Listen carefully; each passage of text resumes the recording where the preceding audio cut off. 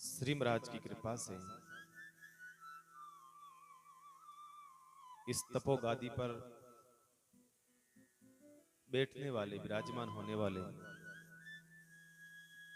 15वें आचार्य के रूप में सुशोभित हो रहे हैं।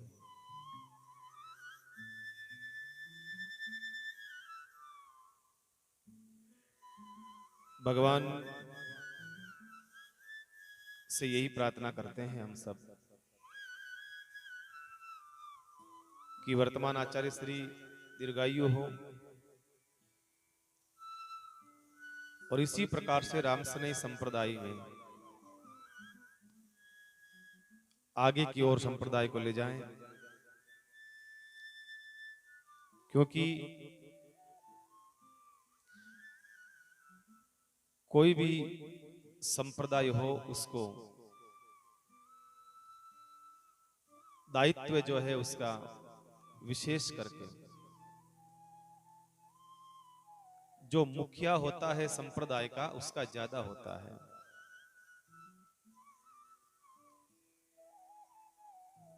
ये भगवान की कोई शक्ति काम करती है, दिव्य शक्ति होती है तो ही भाई वहां पर बैठा जा सकता है,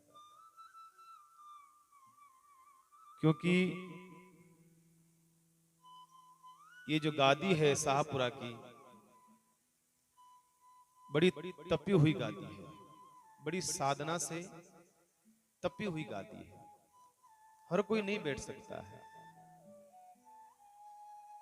यहां बैठने के लिए कई पुण्य जीवन में किए होंगे, कई साधना, गुरु कृपा और समाज कल्याण का भाव लेकर के ही बैठा जा सकता है। ऐसे ही वर्तमान आचार्य श्री जिनको 30 वर्ष इस गादी पर विराजमान हुए हो गए और 30 वर्ष में संप्रदाय के कई स्थानों को विकास हुआ है।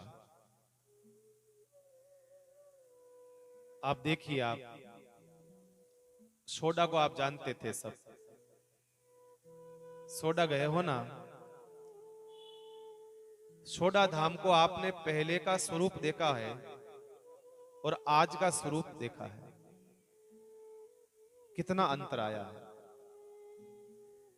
बनवाड़ा गए होंगे आप, बनवाड़ा धाम का स्वरूप बदल गया। कोहाड़ा आप लोग गए होंगे, कोहाड़ा धाम का स्वरूप बदल गया।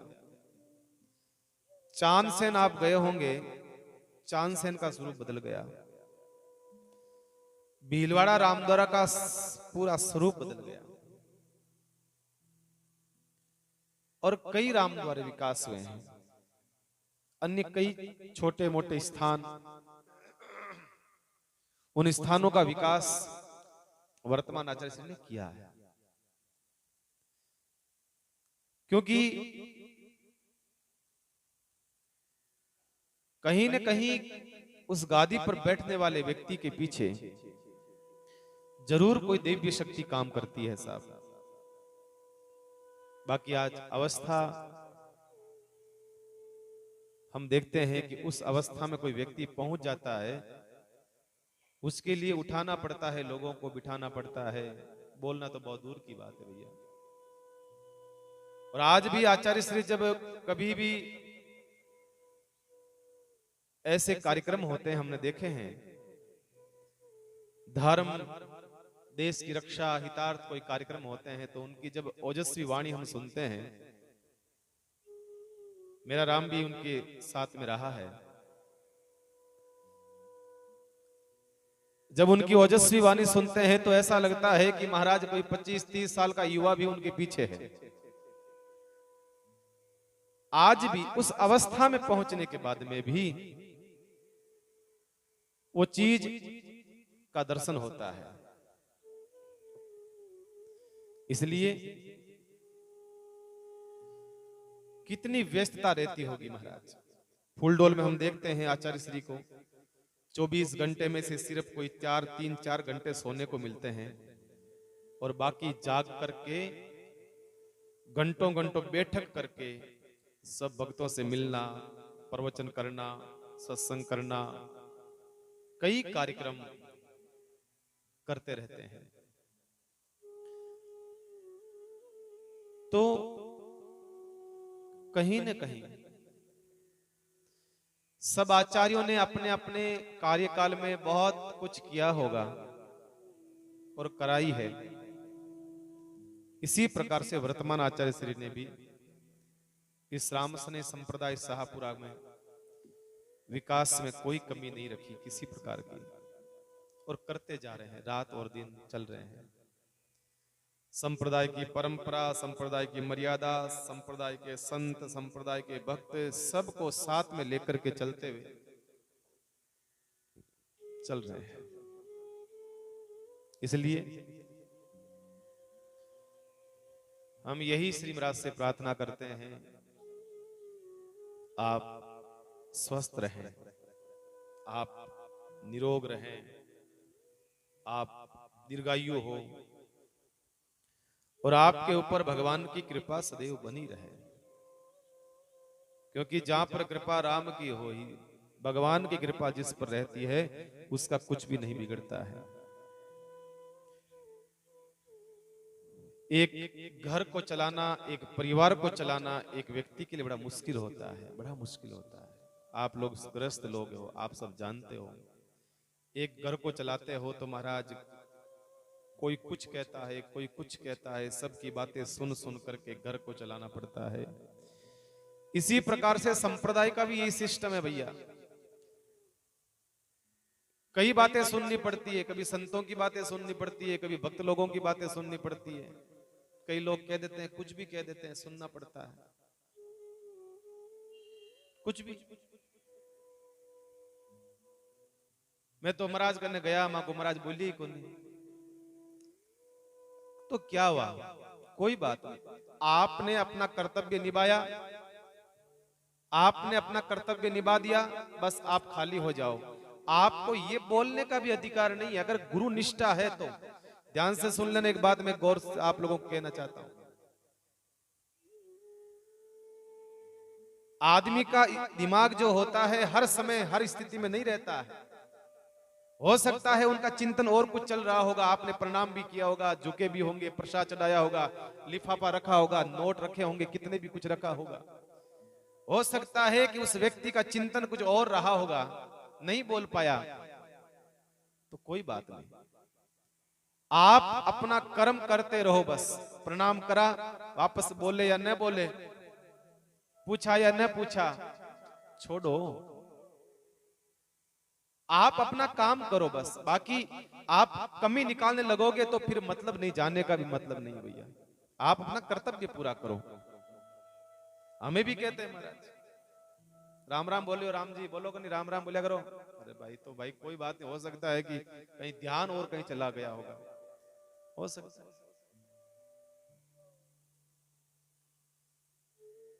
ये जो चीजें हैं ना, ये छोटी छोटी चीजें, इन चीजों को दिमाग से निकाल दो। मैं बार बार कहता हूं,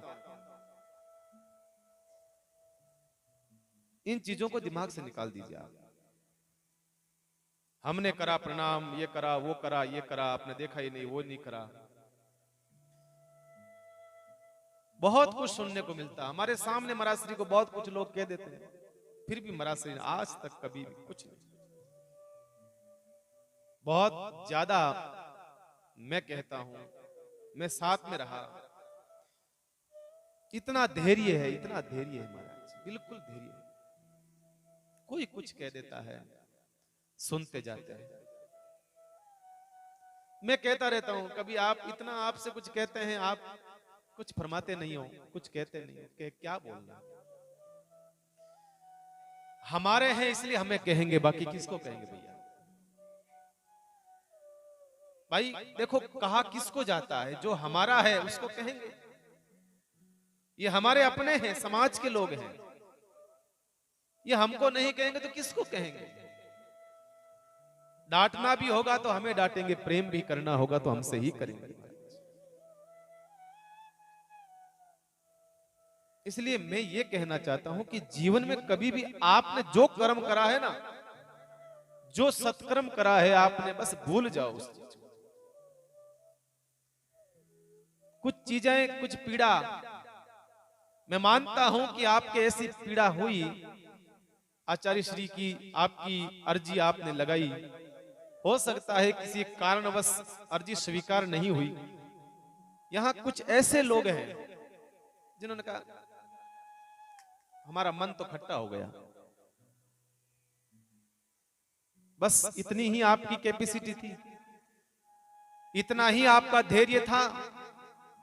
इतने सालों से संप्रदाय के आप भक्त लोग हैं, इतने सालों से आप परंपरागत राम से नहीं हैं, इतने सालों से आपके बडेरे संप्रदाय के लिए खून पसीना किया है, आपने एक मिनट में कह दिया मन खट्टा हो गया, बस।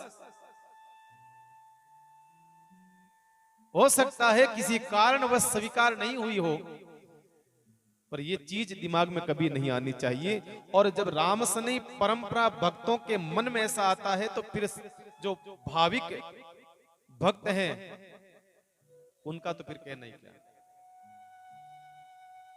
इसलिए मेरा बार बार यही कहता हूं मैं, देखो भाई प्रयास जारी रहे, हमारी श्रद्धा डगमगाए नहीं, हमारी श्रद्धा लड़खड़ा गई है। बस आज आप में धैर्य नहीं है, जब आपका धैर्य लड़खड़ाए, टूटने लगे, तो सबरी को याद कर लेना। बस मुझे लगता है कि सबरी के जैसी प्रतिज्ञा नहीं है आप लोगों की। कितनी अर्जी लगाई होगी आपने? 2 लगाई होगी, 3 लगाई होगी, 5 लगाई होगी भैया।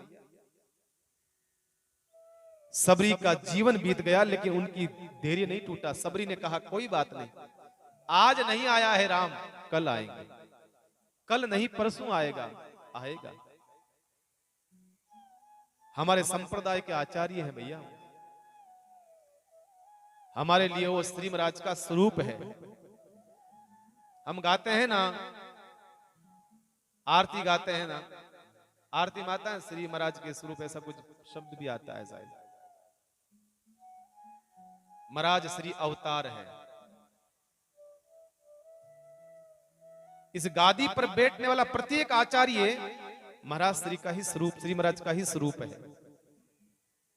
इसलिए कभी भी ये मन में विचार मत लाइएगा, कभी भी ऐसा मन में भाव मत लाइएगा कि वो तो पैसे वालों के जाने वाले हैं, पैसे वालों से राम जी राम करने वाले हैं, या ऐसे हैं वैसे हैं वैसे हैं। मैं कहता हूं होंगे, आपकी मान्यता है कि ऐसे हैं, मैं कहता हूं होंगे, कोई बात नहीं, लेकिन आपकी भावना क्या है बस आप ये ध्यान रखिएगा।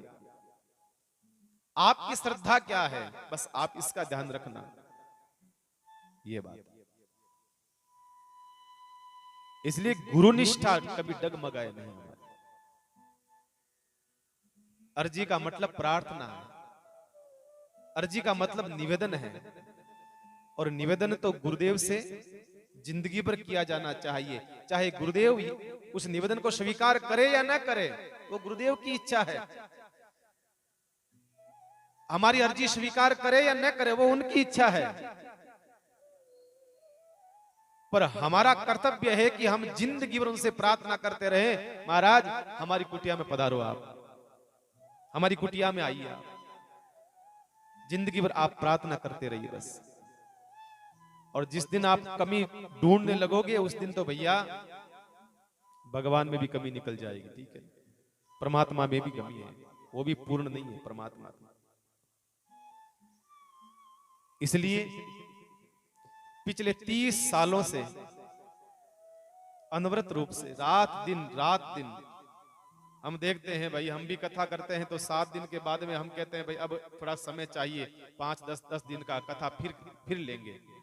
हम खुद अब उनसे तो बहुत छोटे हैं, हम लोग तो बहुत उम्र में छोटे हैं, फिर भी हमें विश्राम चाहिए। कहीं भागवत करने जाते हैं ना तो फिर आकर के 5-15 दिन विश्राम करते हैं, फिर अगली कथा लेते हैं हम लोग। पर महाराज श्री के देखे हमने पहले कार्यक्रम, इतने कार्यक्रम चलते थे, इतने कार्यक्रम, बहुत दिल्ली से बॉम्बे जाना सीधा। अब बताइए कहां दिल्ली और कहां बॉम्बे, महाराज कितना लंबा, अहमदाबाद, कहां कहां जाना, रात और दिन भाग करके। मतलब क्या था? कोई पैसा कमाना, कोई धन इकट्ठा करना, उनके बेटे पोतों के लिए पैसा कमाना नहीं, कैसे भी करके रामसने संप्रदाय का प्रचार बढ़े बस, और कुछ नहीं। संप्रदाय आगे बढ़े बस। वो जानते हैं कि मेरी तो अवस्था कितनी है भैया, लेकिन संप्रदाय आगे बढ़े बस। श्री महाराज के बताए वो चिन्ह है, मैंने कल भी कथा सुनाई आपको, महापुरुष जो चिन्हों को छोड़ के गए हैं, उन चिन्हों को आप आगे न बढ़ा सको तो कोई बात नहीं, पर मिटाना तो मत, कम से कम मिटाना मत। तो मैं ये कहना चाहता हूं कि आप रेल मगरा एक ऐसा गांव है, जितने परिवार हैं विजयवर्गीय समाज के, जितने परिवार है सब रामसनी संप्रदाय जुड़े हुए हैं। कहीं ना कहीं इनका संबंध इनके पूर्वजों से रहा होगा या वर्तमान में इनका रहा होगा। लगभग संप्रदाय से लोग जुड़े हुए लोग हैं आप, इसलिए आप लोगों का विशेष ये दायित्व बनता है कि आचार्य श्री के प्रति किसी प्रकार का मन में क्षोभ न रखें कि हमने अर्जी लगाई तो स्वीकार नहीं हुई है, ऐसा कोई भाव नहीं रखें। श्री महाराज की कृपा से प्रयत्न प्रयास तो हमारे होने चाहिए। इसलिए मैं यही प्रार्थना इस व्यासपीठ से करता हूं कि आज आचार्य श्री का अवतरण दिवस पर हम सब भक्त लोगों की यही भगवान से प्रार्थना होगी कि आप स्वस्थ रहें, आप दीर्घायु रहें, आप संप्रदाय के लोग आगे बढ़ाएं, बस यही मंगल कामना। बोलिए स्वामी जी श्री राम दयाल जी महाराज की, श्री राम निवास धाम की, सद्गुरु देव की, सनातन धर्म की। इस प्रकार से हम कथा सुन रहे थे, रामचरितमानस में बड़ा सुंदर प्रश्न चल रहा था। कल हमने सुना भरद्वाज ऋषि से रास्ता पूछा है भगवान राम, और आप सबको पता है भगवान ने कहा कहिए नाथ हम कहीं मग जाए। महाराज आप बताइए हम कौन से रास्ते से जाएं, हमें रास्ता कौन सा अपनाना चाहिए। मैंने कल भी निवेदन किया आप लोगों से कि रास्ता जब भी पूछना पड़े, किससे पूछना, किसी साधु से पूछना, किसी महापुरुष से पूछना, भले ही वो साधु पढ़ा लिखा न हो, अनपढ़ हो, अशिक्षित हो सकता है ज्यादा अध्ययन नहीं करा हो उसने, लेकिन फिर भी महाराज रास्ता अगर पूछना हो तो किसी संत से पूछना, किसी महापुरुष से ही पूछना, क्योंकि पढ़े लिखे लोग तो रास्ते भटकते हुए देखे हैं, पढ़े लिखे लोगों को रास्ता भटकते हुए देखे महाराज, कई लोगों को। क्योंकि कुछ चीजें जो होती है अनुभवी लोगों से पूछनी चाहिए, कुछ चीजें अनुभवी लोगों से पूछनी चाहिए, क्योंकि पढ़े लिखे लोगों से ज्यादा अनुभवी जो है वो काम का होता है, बड़ा काम का होता है।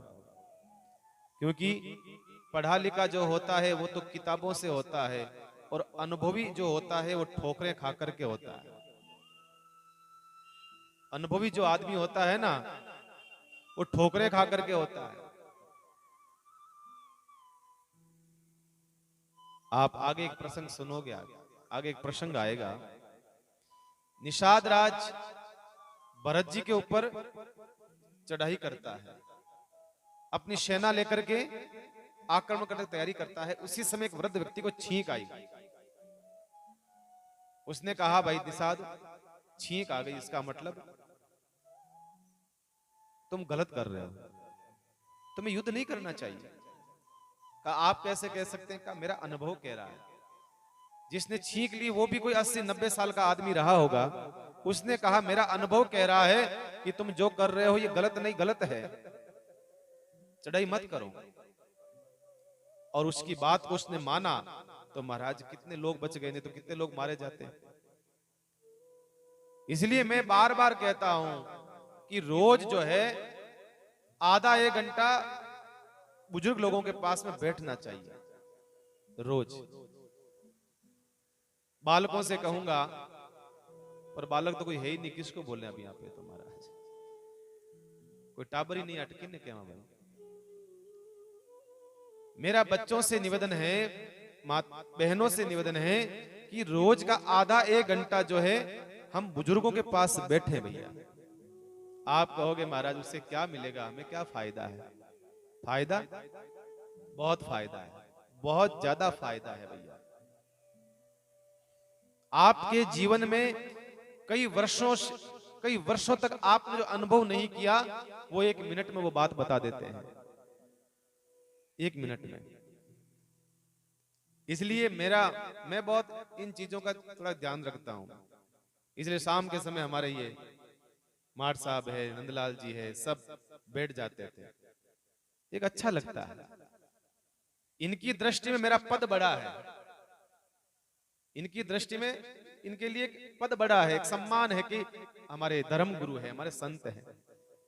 पर मुझे लगता है कि अनुभव इनका बड़ा है, क्योंकि जितनी बसंत इन्होंने देखी होगी, जितनी होली दीपावली इन्होंने देखी होगी, इतनी मैंने तो नहीं देखी है।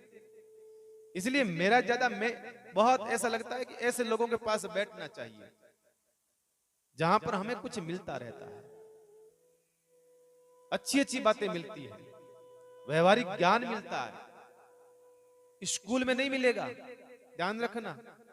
स्कूल में आपको ये ज्ञान नहीं मिलेगा जो ज्ञान आप अपनी दादी के पास बैठ के सीखोगे, आप अपने दादा के पास बैठ में सीखोगे। वो ज्ञान कभी कोई टीचर नहीं देगा। वो इतना ही ज्ञान देगा, आपकी उदर पूर्ति कैसे हो सकती, बस आपका पेट कैसे भरा जाए, बस, और कोई ज्ञान नहीं है। इसलिए बुजुर्ग लोगों के पास में बैठो तो कम से कम आपको वो ज्ञान मिलेगा महाराज। ऐसा इसलिए सम्मान होना चाहिए, वृद्धों का सम्मान होना चाहिए। उन्होंने यही बात कही है, रास्ता जब भी पूछो किसी ऐसे व्यक्ति से पूछो जो अनुभवी हो महाराज, उस रास्ते पर कोई चला हुआ हो, उस रास्ते पर पहले वो गया हुआ हो। तो किसी ने कहा कि पता नहीं कौन से मार्ग पर जाना चाहिए महाराज, कौन सा मार्ग सही है, कौन सा मार्ग गलत है। तो किसी ने कहा कि जिस मार्ग पर चलते चलते हमारे पैर लड़खड़ाए, समझना वो मार्ग गलत है। जिस मार्ग पर चलते चलते हमारी नजरें झुक जाए शर्म के मारे, समझना कि वो मार्ग गलत है। जिस मार्ग पर हमें सफाई देनी पड़े बार बार, समझना वो मार्ग गलत है। इसलिए जब भी चलना पड़े तो कौन से मार्ग पर चलना?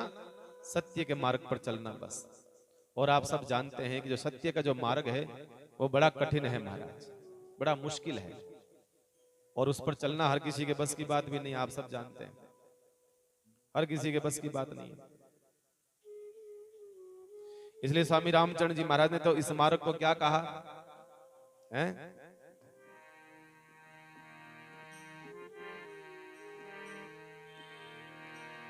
मार्ग कठिन करारा राम जी, मार्ग कठिन करारा रे, मार्ग कठिन करारा राम जी, मार्ग कठिन करारा रे। हरे मार्ग कठिन करारा राम जी, मार्ग कठिन करारा रे। जो पहुँचे सो युग युग जीवे, जो पहुँचे सो युग युग जीवे, पीवे अमृत धारा रे रामा, पीवे अमृत धारा रे। मार्ग कठिन करारा राम जी, मार्ग कठिन करारा रे। हरे मार्ग कठिन करारा राम जी, मार्ग कठिन करारा रे।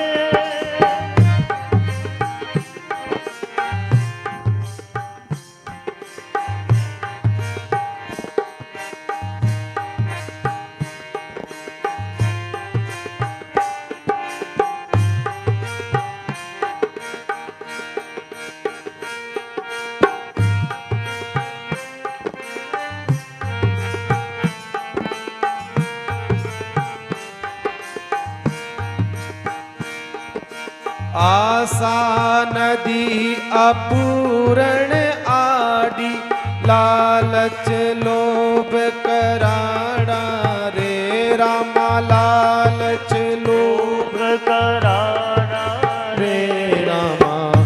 कृष्णा तरंग उठे बहु तेरे, कामिणी काम धराड़ा रे। कृष्णा तरंग उठे बहु तेरी, कामिणी काम धराड़ा रे। हरि मार्ग कठिन करारा राम जी, मार्ग कठिन करारा रे। जो पहुँचे सो युग युग जीवे, जो पहुँचे सो युग युग जीवे। पीवे अमृत धारा रे रामा, पीवे अमृत धारा रे। मार्ग कठिन करारा राम जी, मार्ग कठिन करारा रे। मार्ग कठिन करारा राम जी, मार्ग कठिन करारा रे।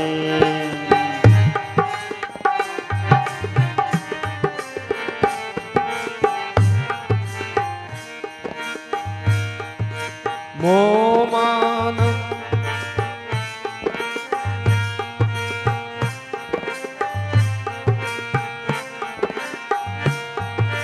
मोह मान ममता बड़ तस कर, बन में इनका दाड़ा रे रामा। मन में इनका दारा रे। आयुध ले ले आड़ा फिरी है,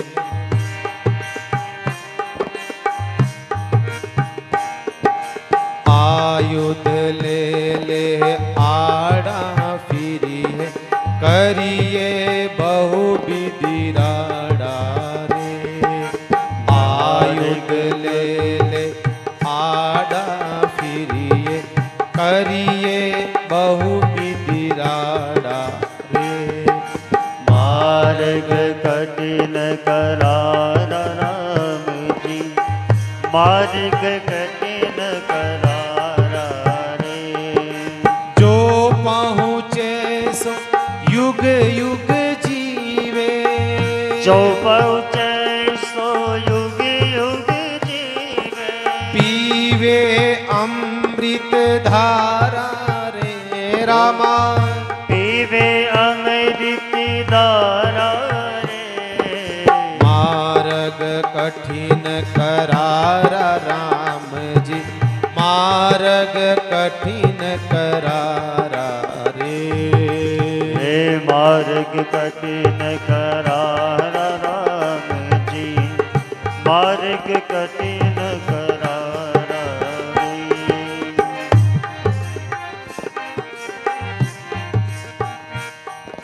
राम चरण के मुक्ति पंथ में, विक्रम हरस उजाड़ा रे रामा। विक्रम हर्ष उजाला रे। समता भक्त पहरी पहुँचे, पहुँच न सके रे उगाड़ा रे।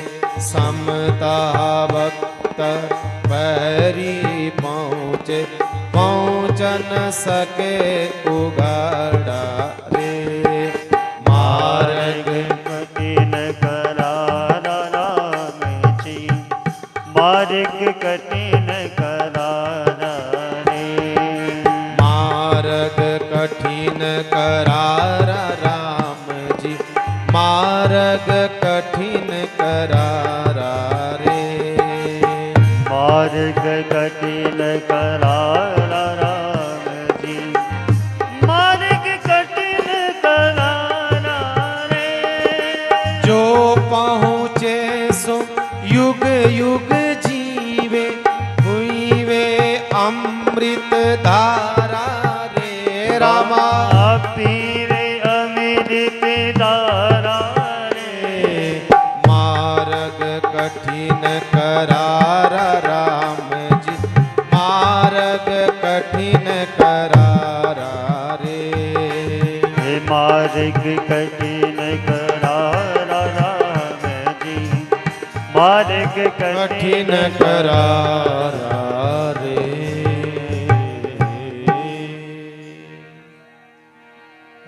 हे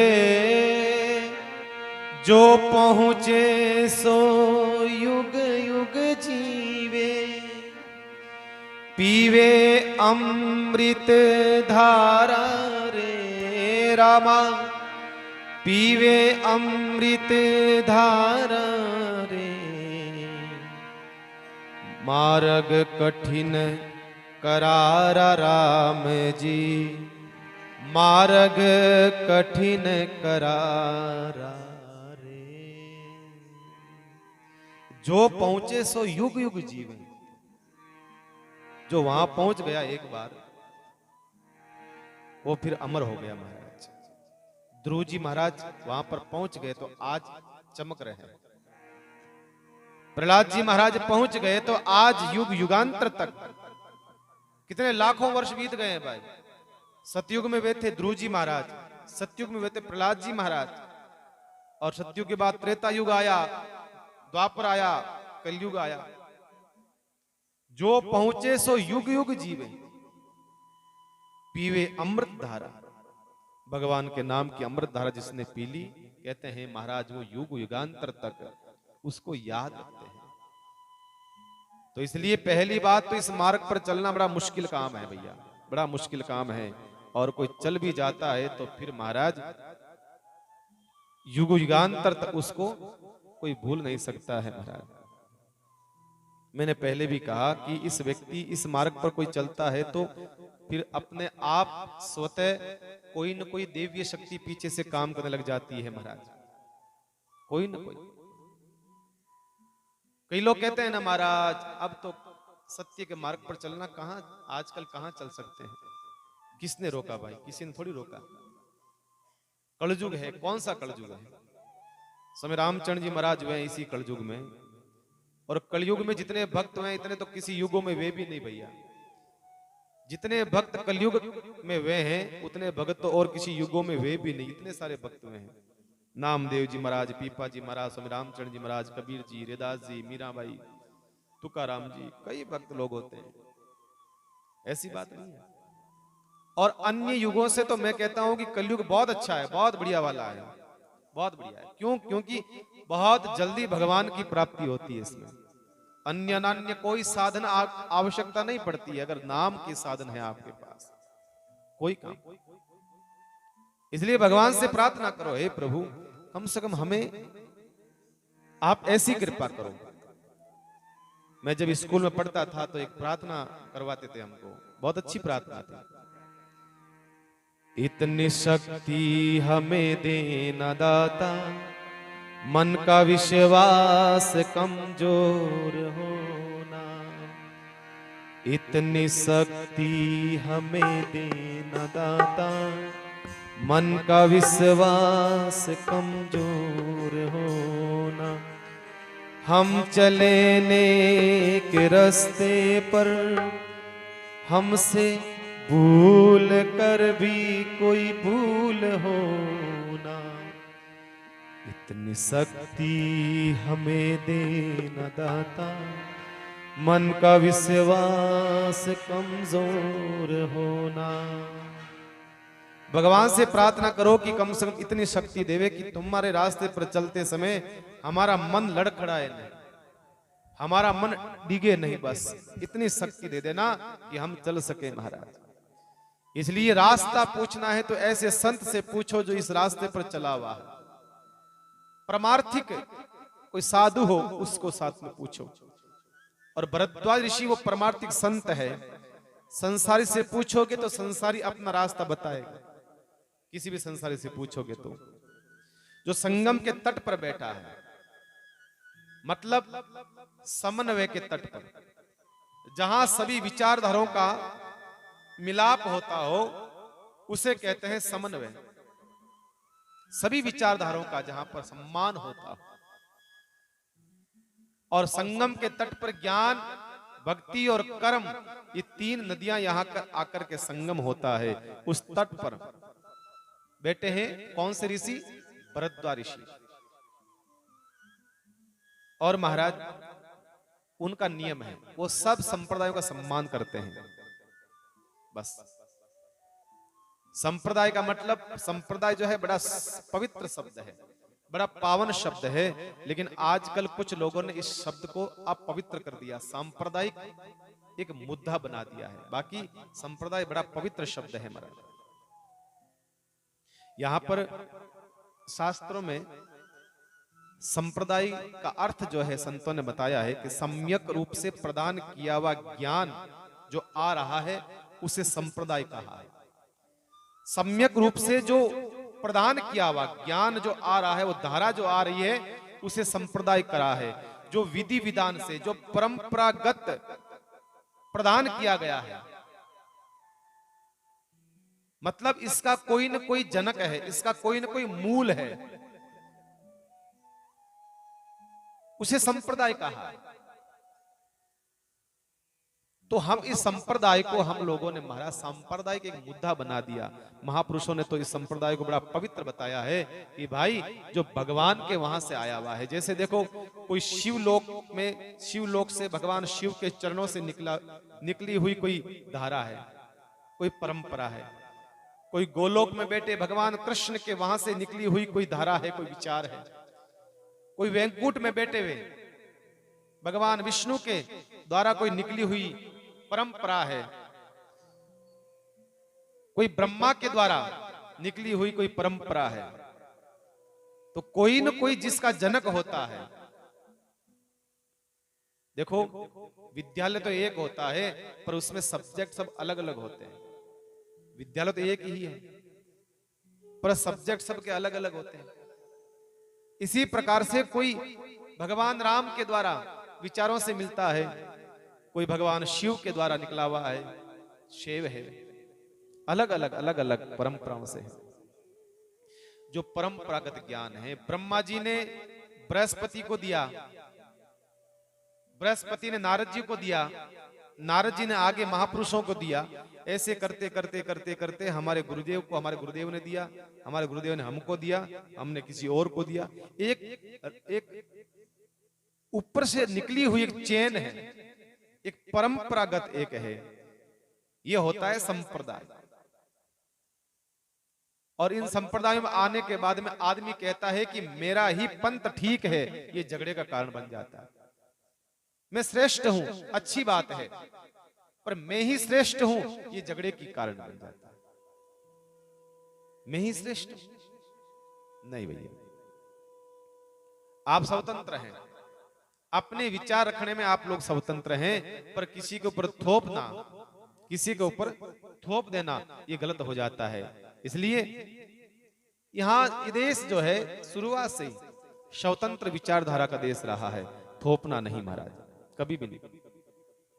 इसलिए सभी के जीवन में, हमारे सबके जीवन में जरूर कोई न कोई पंथ होना चाहिए, एक संत होना चाहिए, एक कंत होना चाहिए, एक मंत्र होना चाहिए हमारे जीवन में। जो साध लिया वो सद गया महाराज। हमने गलती क्या करी, ना तो हम साध पाए, ना हम सद पाए, और ना ही महाराज हम सीधे गए, इसलिए हम भटक गए। इसलिए महापुरुषों ने बार बार कहा है भाई, जितना हो सकता है कि हम भटक इसलिए भटके हुए हैं कि हमारा एक कोई पंथ नहीं है। हमें जहां लगा कि ये बाबा जी चमत्कार कर रहे हैं तो हाँ चलो उसके पास चलते हैं, हमें लगा कि नहीं नहीं ये महात्मा जी चमत्कार ज्यादा करते हैं तो इनके पास चलो। इसलिए कहा है कबीर मार्ग कठिन है नहीं कायर का काम। ये भक्ति का जो मार्ग है बड़ा कठिन है, किसी कायर का काम नहीं है। यहाँ पर इस पे चले कोई सूरमा आठों पहर संग्राम, इस पे कोई ऐसा कोई महापुरुष ही चल सकते हैं, स्वामी रामचंद्र जी महाराज जैसे कोई संत ही चल सकते हैं। बाकी हर किसी के बस की बात नहीं है भैया, यहाँ हर किसी के बस की बात नहीं है। भगवान राम को रास्ता बताया और भगवान राम जो है उस रास्ते पर चल पड़े हैं। ऋषि का बताया हुआ रास्ता था, महाराज भरद्वाज ऋषि रास्ता बताया था, उस रास्ते पर भगवान चल पड़े हैं।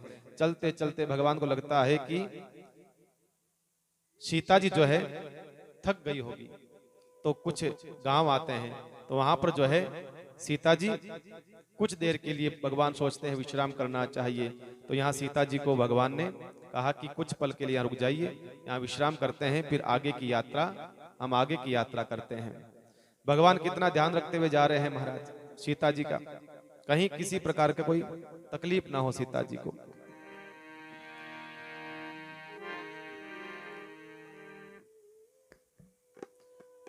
बाबा तुलसी जो है रामचरितमानस में लिखते हैं, जैसे ही वहां पर सीता जी बैठती है और सब गांव की सखियां, गांव की जो औरतें हैं देहात की, वो भाग भाग करके आती है, सीता जी से वार्तालाप करती है और आशीर्वाद और देती है महाराज।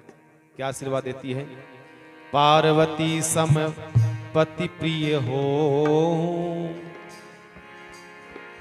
देवी न हम पर छाड़ब छो, पार्वती सम पति प्रिय हो, देवी न हम पर छाड़ब छो, पुनि पुनि विनय करें कर जोरी, जो एहि मार्ग फिरिए बहोर, पुनि पुनि विनय करे कर जोरी, जो एहि मार्ग फिरिए बहोर।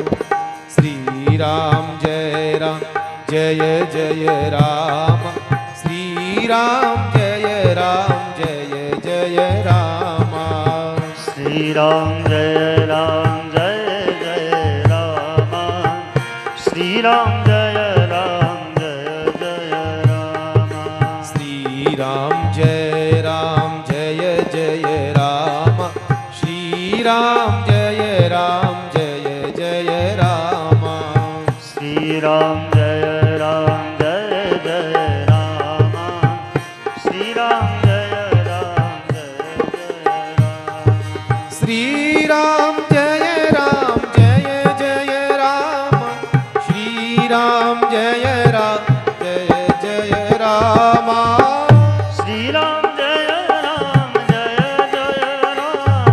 श्री राम जय राम जय जय राम, श्री राम जय राम जय जय राम, श्री राम जय राम जय जय राम, श्री राम जय राम जय जय राम, श्री राम जय राम जय जय राम, श्री राम जय राम जय जय राम, श्री राम जय राम जय जय राम, श्री राम जय राम जय जय राम, श्री राम जय राम जय जय राम। देखो, मां सीता जी जगत जननी है और यहां पर जितनी भी गांव की स्त्रियां आई है वो आशीर्वाद दे रही सीता जी को। क्या दे रही है? पार्वती समपति प्रिय हो, बेटा तुम भगवान शिव की तरह पार्वती की तरह भगवान शिव की प्रिय बनो। जिस प्रकार से पार्वती प्रिय है, इसी प्रकार से तुम जो है अपने पति की प्रिय बनो। पार्वती समपति प्रिय हो, देवी न हम पर छाड़ब छो। इस हम पर कृपा ने छोड़ना, बस आपको आशीर्वाद है। आपने कभी सोचा होगा कि जब भी कोई भी मां आशीर्वाद देती है अपनी बेटी को, तो वो ये नहीं कहती है कि सीता की तरह तुम भगवान राम की प्रिय बनना या और अन्य देवता के रिश्ते का बताना नहीं। जब भी कोई आशीर्वाद देता है एक ही बात कहते हैं कि भगवान शिव की और पार्वती की जो प्रेम है, जो धर्म है, गृहस्थ धर्म, वो बड़ा सुंदर दिखता है सबको। इसलिए आशीर्वाद जब भी दिया है पार्वती समपति प्रिय हो। जबकि पार्वती के जीवन में आप सब जानते हो कोई सुविधा थोड़ी थी। हमने शिव पुराण कथा सुनी है कि पार्वती के जीवन में कोई प्रकार की सुविधा नहीं थी। पार्वती के जीवन में और जितनी भी, चाहे रुक्मणी जी हो, चाहे सीता जी हो, चाहे और कोई रानी हो, उन सब की सुविधा भी थी, पर पार्वती जी की किसी प्रकार की कोई सुविधा नहीं थी। फिर भी हर माँ अपने बेटी को कहती है कि व्रत उपवास कर, तुझे पति मिलेगा भगवान शिव के जैसा। अब भगवान शिव देखो कहाँ रहते हैं, शमशानों में रहते हैं, पहाड़ों में रहते हैं, किसी प्रकार की कोई सुविधा नहीं है। फिर भी हर स्त्री पार्वती की तरह व्रत करती है, उपवास करती है, किस लिए? पति मिले और वो शिव जैसा मिले। कोई आशीर्वाद नहीं देता है कि सीता की तरह बनो, कोई नहीं देता, क्योंकि सीता के जीवन में कष्ट बहुत रहा है, आप सब जानते हैं। इसलिए माँ अपनी बेटी का नाम सीता भी नहीं रखती है, कोई भी कोशिश करती है कि सीता नहीं। क्यों? क्योंकि सीता के जीवन में कष्ट बहुत आए थे भैया, आप सब जानते हैं महाराज। धरती की बेटी है, धरती में ही समा जाती है महाराज। जब धरती के अंदर सीता जी समाती है, तब धरती चीख चीख कर रोती है, धरती स्वयं चीख चीख करके रोती है और भगवान से कहती है, हे राम, मेरी बेटी की इतनी परीक्षा। अरे अग्नि परीक्षा से भी बड़ी कोई परीक्षा हो सकती है क्या? आपने मेरी बेटी सीता की परीक्षा ली, अग्नि परीक्षा, तो भी मैं शांत रही, मैं बोली नहीं। आपने मेरी बेटी को वनवास दे दिया, आपके साथ वनवास गई, मुझे कोई चिंता नहीं है।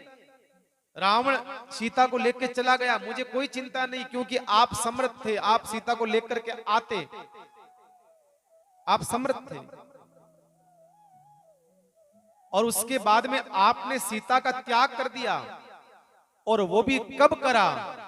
एक गरीब से गरीब आदमी होता है, उसकी पत्नी गर्भवती होती है तो सब काम छोड़ देता है, अपना घर का घर बार धंधा छोड़ देता है, सब काम छोड़ देता है और उसकी सेवा में लग जाता है। अगर नौकर होता है तो मालिक से कहता है, सेठ जी आप कृपा करना, मैं कुछ दिन आऊंगा नहीं। क्यों भैया? मेरी घरवाली गर्भवती है, मेरे घर में बच्चा होने वाला है, कुछ कृपा कर दीजिए, कुछ पैसा दे दीजिए, मैं आपका पैसा रात दिन मेहनत करके उतार दूंगा। एक गरीब से गरीब आदमी होता है, इतना मन में उत्साह होता है, बच्चे के जन्म से पहले खिलौने ला करके रख देता है, कपड़े ला करके रख देता है, मेरे बच्चे को मैं ये पहनाऊंगा, मेरे बच्चे को ये खिलौने खिलाऊंगा, मेरे बच्चे को ये दूंगा, मेरे बच्चे को ये दूंगा। साधारण व्यक्ति भी अपने बच्चे के आगमन से पहले सब तैयारी कर लेता है। हे राम, आपकी पत्नी गर्भवती थी, मेरी बेटी सीता गर्भवती थी, आपने उसका त्याग कर दिया। कोई ऐसा नहीं करता।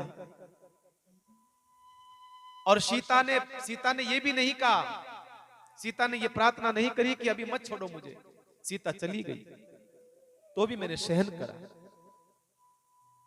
उसके बाद में आपने सीता का त्याग दिया, तो फिर सीता कहां जाती महाराज? जनकपुरी नहीं गई, लौट करके जनकपुरी नहीं गई, मां सुनैना के पास में नहीं गई, जनक महाराज के पास जाकर के अपने रोने नहीं रोए। सीता ने कहा मैं किसको दुख दूंगी, मेरे भाग्य में यही लिखा हुआ है। तो सीता ने अपनी मां को बुलाया, अपनी असली मां। कौन? धरती मैया। धरती मां को प्रार्थना करी, है धरती मां, अब मुझे तू अपने अंदर जगह दे दे, अब मुझे इस धरती पर नहीं रहना, मैं टूट चुकी हूं, मैं टूट चुकी हूं। जब सीता की ये स्थिति हो जाती है महाराज, तब सीता धरती में समा जाती है। कहते हैं उसमें प्रकृति रोती है, पेड़ रोते हैं, सब रोते हैं महाराज, सब रोते हैं उसमें। सीता की यह दशा हो जाती है, उसमें सबकी आंखों में आंसू आते हैं महाराज, सबकी आंखों में। संतों ने यही कहा, महापुरुषों ने यही कहा, सीता के जीवन में जो परीक्षाएं आई है महाराज, भयंकर परीक्षाएं आई है सीता के जीवन में, ऐसा किसी के जीवन में परीक्षा नहीं आए, भगवान करे किसी के जीवन में। जो परीक्षाएं सीता के जीवन में आई थी महाराज, जो परीक्षा,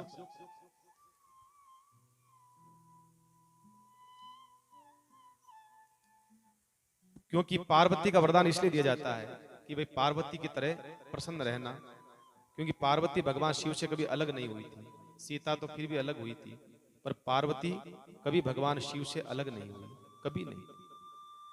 वो बात अलग है। हमने कथा सुनी थी शिव महापुराण की कि पार्वती का पुत्र जो है कार्तिकेय अलग हो गया, क्योंकि उसका विवाह नहीं करवाया भगवान शिव ने, इसलिए नाराज होकर चला गया। बाकी पार्वती जी कभी अलग नहीं हुई भगवान शिव से, कभी भी। रुक्मणी का वर्णन आता, हमने सुना था, रुक्मणी जी जो है भगवान कृष्ण से अलग रहना पड़ा। हमने मीरा चरित्र सुना था, उसमें सुना दुर्वासा ऋषि ने श्राप दिया रुक्मणी जी को 1 साल के लिए भगवान से अलग रहने के लिए। लक्ष्मी को अलग रहना पड़ा, ये सुनने में आया है जब भगवान बलि के वहां चले जाते हैं। वामन भगवान बन करके आए थे और बलि के वहां चले रहना पड़ा, तो लक्ष्मी से अलग रहना पड़ा भगवान। ब्रह्मा जी की पत्नी का सुनते हैं कि उसको भी अलग रहना पड़ा। ब्रह्मा जी की पत्नी जो है ब्रह्मा जी के साथ नहीं। आज भी आप पुष्कर जाइए, आप पुष्कर जाएंगे तो आपको दिखेगी सावित्री माता का मंदिर इधर है और गायत्री माता का मंदिर इधर है, बीच में बैठे हैं ब्रह्मा जी महाराज। रूठी हुई है और अभी भी रूठी हुई है, अभी भी अलग अलग बैठी है महाराज। तो ब्रह्मा जी का भी वर्णन आता है, पर भगवान शिव का जो है वर्णन आता है कि वो कभी अलग नहीं रही है, कभी अलग नहीं रही है। इसलिए हर माँ चाहती है कि आशीर्वाद दूं, ऐसा दूं कि पति प्रिय रहे, पति के संग रहे, बस ये आशीर्वाद दे रही है। और कौन दे रहा है? गांव की भोली भाली माताएं बहनें। आशीर्वाद का छोटे या मोटे या अमीर या गरीब का विधान नहीं है। आशीर्वाद तो आशीर्वाद होता है। आशीर्वाद हृदय की प्रसन्नता से निकलता है, हृदय की प्रसन्नता से प्रकटीकरण होता है महाराज। आज भगवान को गांव की वो साधारण महिलाएं भगवान को आशीर्वाद दे रही है और माता सीता जी को आशीर्वाद दे रही है कि आप जो है पार्वती की तरह प्रिय बनना, पार्वती की तरह। और यहां से महाराज जो है प्रार्थना करती है कि लौटते समय फिर आना और हमसे मिलकर के जाना, हम आपका इंतजार करेंगे, आप लौट करके आना। भगवान यहां से आगे निकलते हैं महाराज।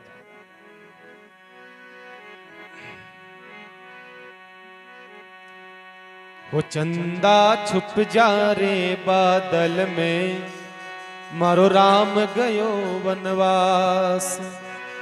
राम गयो वनवास, मारो लखन गयो वनवास। राम गयो वनवास, मारो लखन गयो वनवास। चंदा छुप जा रे बादल में, मारो राम गयो वनवास। चंदा छुप जा रे बादल में, मारो राम गयो वनवास।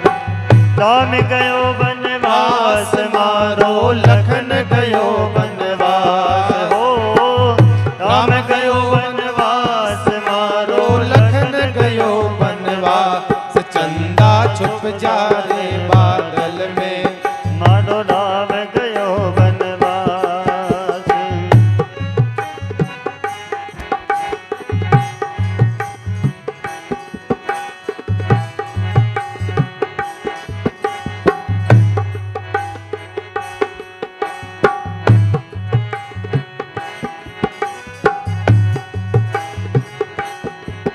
अरे राम बिना मरी सुनी अयोध्या, लखन बिना ठकुराई।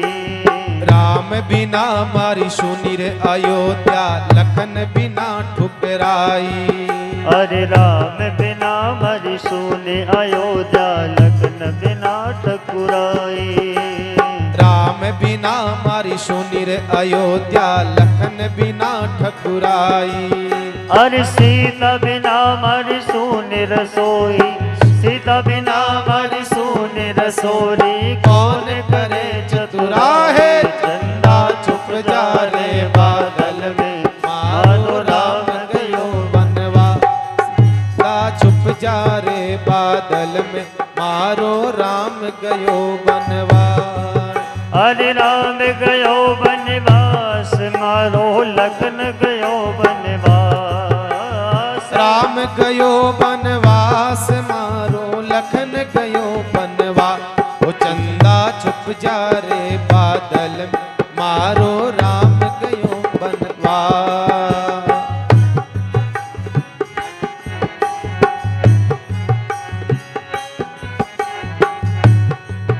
अरे आगे आगे राम चलत है, पीछे लक्ष्मण भाई।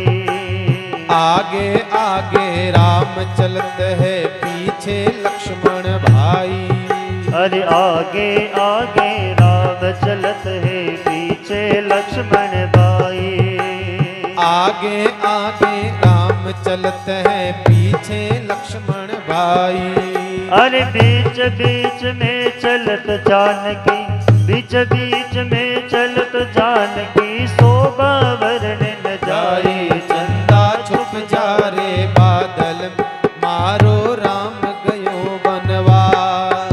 अरे राम गयो बनवास, मारो लखन गयो बनवास। हो राम गयो वनवास, मार लखन गयो वनवास।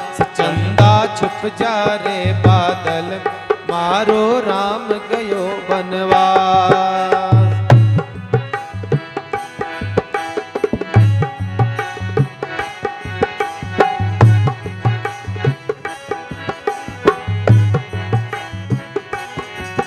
अरे सावन वर्ष बाद वो बरसे, पवन चले पुरवाई। सावन बरस भादवो बरसे, पवन चले पुरवाई। अरे सावन वर्ष बाद वो बरसे, पवन चले पुरवाई। सावन बरस भादवो बरसे, पवन चले पुरवाई। एक पेड़ के नीचे तीनों भीगे रे, एक पेड़ के नीचे तीनों भी, राम लखन सीता माई। चंदा छुप जा रे बादल, मारो राम गयो बनवास। चंदा के बादल में मारो राम गयो बनवास। अरे राम गयो बनवास, मारो लखन गयो बनवास। राम गयो वनवास, मारो लखन गयो वनवास। चंदा छुप जा रे बादल में, मारो राम गयो बनवास। चंदा छुप जा रे बादल में, मारो राम गयो वनवास।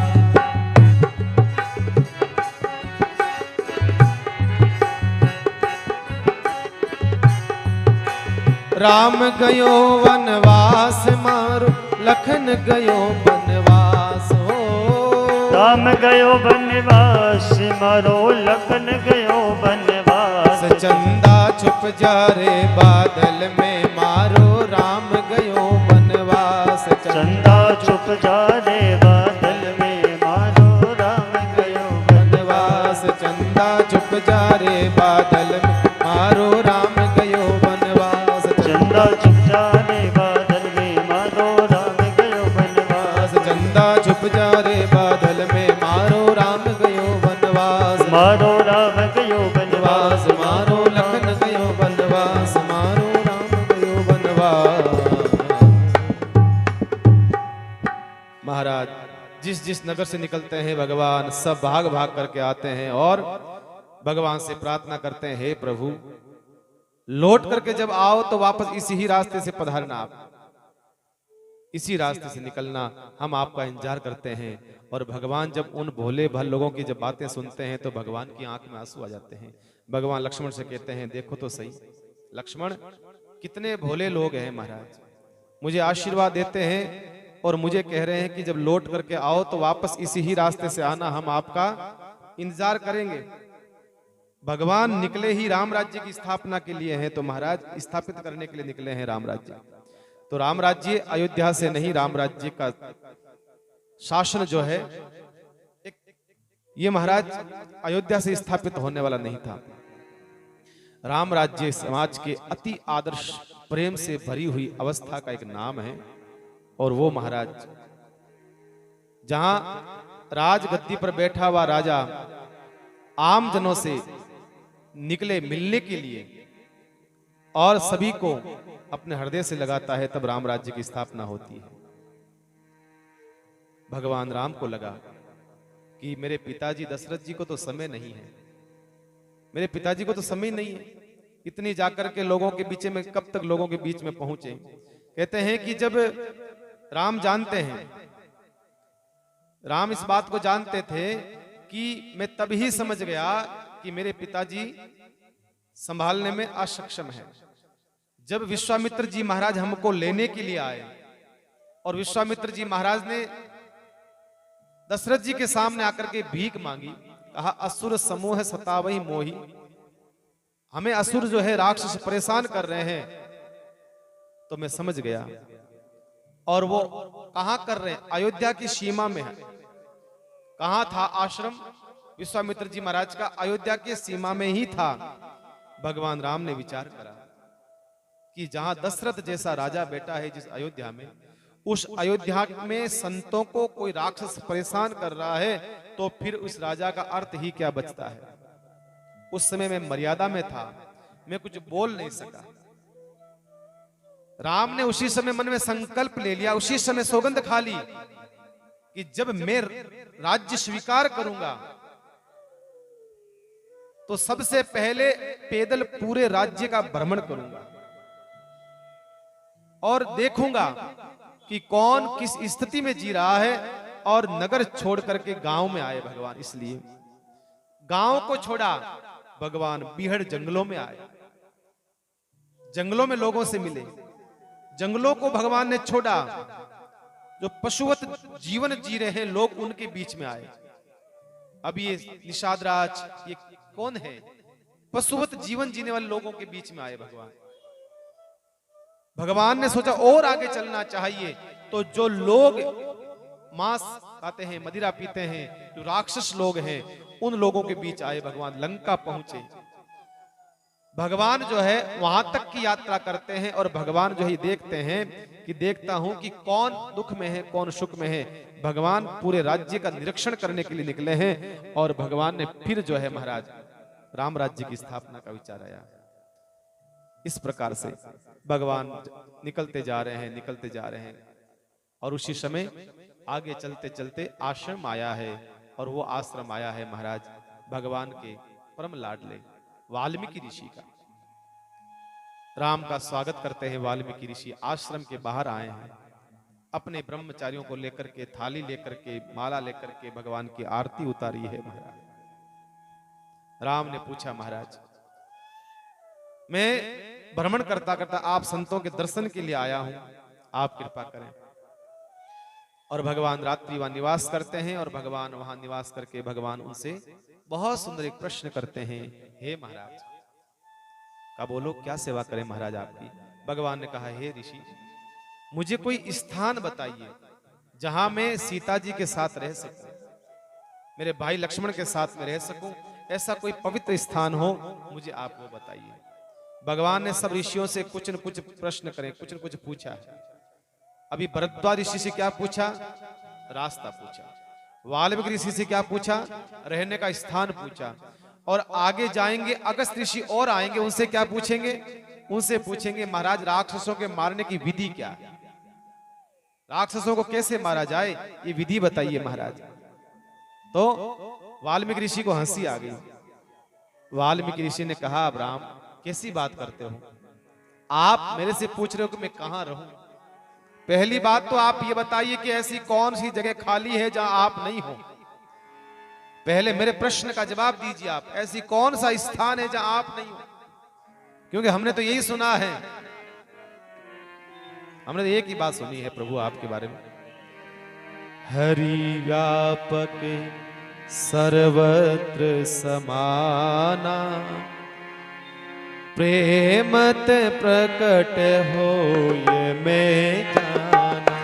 हरि व्यापक सर्वत्र समाना, प्रेमत प्रकट हो ये मैं जाना। हरि व्यापक सर्व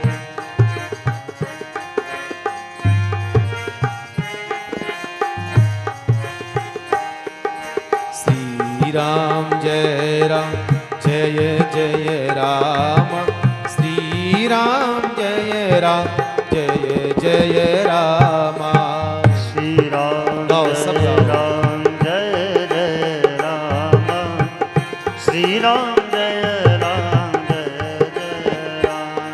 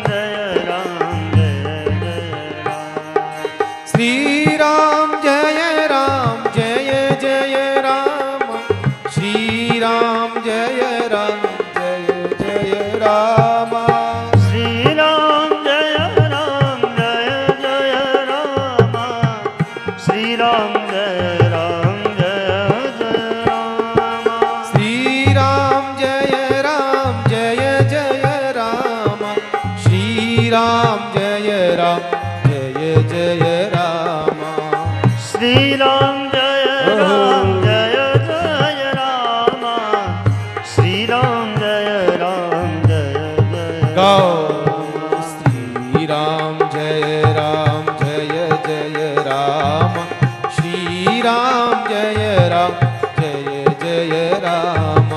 श्री राम जय राम जय जय राम। श्री राम जय राम जय जय राम। श्री राम जय राम जय जय राम। श्री राम जय राम जय जय राम। वाल्मीकि ने कहा, महाराज मैं आपसे पूछूं कि हवा कहां है? आपसे पूछा जाए कि हवा कहां है?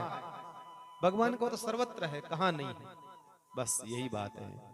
आपने मेरे से पूछा मैं कहां रहूं, पहले तो मुझे प्रश्न का जवाब दीजिए कि आप कहां नहीं हैं, फिर मैं बताता हूं कि आप कहां रहो। पहले यह बताइए कि आप कहां नहीं हो। प्रभु ऐसी कोई चीज नहीं है, ऐसी कोई वस्तु नहीं, ऐसा कोई स्थान नहीं है जहां पर आपका निवास न हो। हरि व्यापक सर्वत्र समाना, आप सब जगह विद्यमान हो महाराज, सब जगह। मैं जानता हूं आप मुझसे किस लिए पूछ रहे हैं। कहा किस लिए पूछ रहा हूं? कहा मेरी बढ़ाई करने के लिए, मेरा स्थान और ऊंचा करने के लिए, और संपूर्ण मनुष्य जाति के लिए आप ये प्रश्न कर रहे हैं, ताकि आने वाला मनुष्य ये बार बार कहता है कि भगवान कहां है, बार बार प्रश्न करता परमात्मा कहां है, भगवान कहां है। इसलिए आप संपूर्ण मनुष्य जाति के लिए प्रश्न कर रहे हैं, मैं मानता हूं, इसलिए अवश्य मैं आपको इसका जवाब दूंगा महाराज। तो यहां पर जो है वाल्मीकि ऋषि भगवान को रहने का स्थान बताते हैं कि प्रभु आपको कहां कहां रहना है। बड़े सुंदर स्थान है ये, हम सब के लिए, मनुष्यों के लिए बड़े जरूरी स्थान है। हमारा प्रश्न ही खत्म हो जाएगा, समस्या खत्म हो जाएगी। इसलिए बड़े सुंदर स्थानों का वर्णन जो है वाल्मीकि ऋषि भगवान के सामने करेंगे।